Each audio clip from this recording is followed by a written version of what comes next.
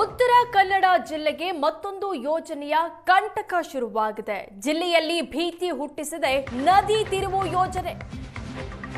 ಬೇಡ್ತಿ ಮತ್ತು ಅಘನಾಶಿನಿ ನದಿ ತಿರುವು ಯೋಜನೆಗೆ ವಿರೋಧ ವ್ಯಕ್ತವಾಗ್ತಾ ಇದೆ. ನದಿ ತಿರುವು ವಿರೋಧಿಸಿ ನಾಳೆ ಬೃಹತ್ ಪ್ರತಿಭಟನಾ ಸಮಾವೇಶವನ್ನ ಹಮ್ಮಿಕೊಳ್ಳಲಾಗಿದೆ. ಶಿರಸಿಯಲ್ಲಿ ಸ್ವರ್ಣವಲ್ಲಿ ಸ್ವಾಮೀಜಿ ನೇತೃತ್ವದಲ್ಲಿ ಸಮಾವೇಶಕ್ಕೆ ಸಿದ್ಧತೆ ಮಾಡಿಕೊಳ್ಳಲಾಗ್ತಾ ಇದೆ. ಈ ಸಮಾವೇಶದಲ್ಲಿ ಸುಮಾರು 25,000ಕ್ಕೂ ಹೆಚ್ಚು ಮಂದಿ ಭಾಗವಹಿಸುವ ನಿರೀಕ್ಷೆ ಇದೆ. ಜಿಲ್ಲೆಯ ಎಲ್ಲಾ ಸಮುದಾಯದ ಸ್ವಾಮೀಜಿಗಳ ಉಪಸ್ಥಿತಿ ಇರುತ್ತೆ. ಎಲ್ಲ ಶಾಸಕರು ಪ್ರತಿಭಟನಾ ಸಮಾವೇಶದಲ್ಲಿ ಪಕ್ಷಾತೀತವಾಗಿ ಭಾಗಿಯಾಗಲಿದ್ದಾರೆ. ವಿಶೇಷ ಅತಿಥಿಯಾಗಿ ನ್ಯಾಯಮೂರ್ತಿ ಎನ್ ಸಂತೋಷ್ ಹೆಗ್ಡೆ ಆಗಮಿಸಲಿದ್ದಾರೆ. ಉತ್ತರ ಕನ್ನಡ ಜಿಲ್ಲೆಗೆ ತಿರುವು ಯೋಜನೆ ಭೀತಿ ಶುರುವಾಗಿದೆ.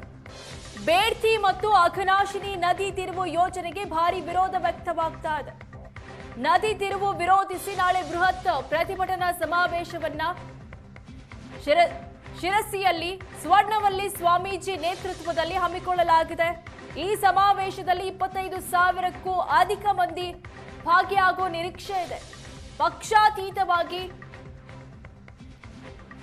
ಎಲ್ಲ ನಾಯಕರು ಭಾಗಿಯಾಗುವ ನಿರೀಕ್ಷೆ ಇದೆ. ಜಿಲ್ಲೆಯ ಎಲ್ಲಾ ಸಮುದಾಯದ ಸ್ವಾಮೀಜಿಗಳ ಉಪಸ್ಥಿತಿ ಇರುತ್ತೆ.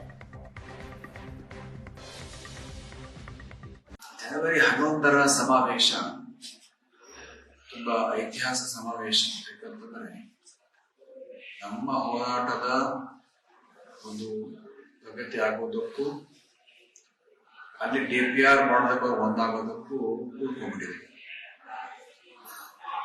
ಹಾಗಾಗಿ ಜನಗಳಿಗೆ ಇದರಿಂದ ಜಾಗೃತಿ ಆಗಿದೆ. പക്ഷെ ನಮ್ಮ ಹೋರಾಟ ಒಂದೇ ಇದ್ದು ಅವರ DPR ಅಥವಾ ಯಾವುದೇ ಪ್ರಕ್ರಿಯೆ ಮಾಡ್ಲಿಕ್ಕೆ ಬರದೇ ಇದ್ದಿದ್ರೆ ಇಷ್ಟೊಂದು ಜಾಗೃತಿ ಆಗ್ತದೆ. ಜನ ಸೇರೋ ನಿರೀಕ್ಷೆ ಕಾಣ್ತದೆ. ಇದು ತುಂಬಾ ಜನ ಸೇರೋ ನಿರೀಕ್ಷೆ ಕಾಣ್ತಾ ಇದೆ. ಹಾಗೆ ಸೇರಬೇಕು. ಎಷ್ಟು ಮಟ್ಟಿಗೆ ಅಂತಂದ್ರೆ ಎಲ್ಲಾ ಸಮುದಾಯದವರು, ಎಲ್ಲ ಧರ್ಮದವರು, ಎಲ್ಲಾ ರೀತಿ ಉದ್ಯೋಗ ಮಾಡುವವರು, ಎಲ್ಲಾ ರೀತಿ ಸಂಸ್ಥೆಗಳು, ಎಲ್ಲ ತಾಲೂಕಿನವರು, ಎಲ್ಲ ಪ್ರದೇಶದವರು ಕೂಡ, ಎಲ್ಲ ಜನಾಂಗದವರು ಕೂಡ ಕೊಡ್ತಾ ಇದ್ದಾರೆ. ಹೀಗೆ ಬಂದಂತ ಒಂದು ಒಗ್ಗಟ್ಟು ನಾವು ಇಟ್ಕೊಂಡು ಹೋಗ್ತಾ ಇದ್ರೆ ಆಗ ಮುಂದೆ ನಾವು ವಿಜಯಶಾಲಿ ಆಗಲಿಕ್ಕೆ ಸಾಧ್ಯ ಇದೆ. ಮೊಟ್ಟ ಮೊದಲು ನಮ್ಮೊಳಗೆ ಅನೇಕ ಭೇದಗಳಿರ್ತವೆ, ಅಭಿಪ್ರಾಯ ಭೇದಗಳಿರ್ತವೆ. ಆದ್ರೆ ಈ ವಿಷಯದಲ್ಲಿ ಎಲ್ಲರೂ ಒಗ್ಗೂಡಿ ಹೋರಾಟ ಮುಂದುವರಿಸಿದ್ರೆ ಫಲಕಾರಿ ಆಗ್ತದೆ ಅಂತ.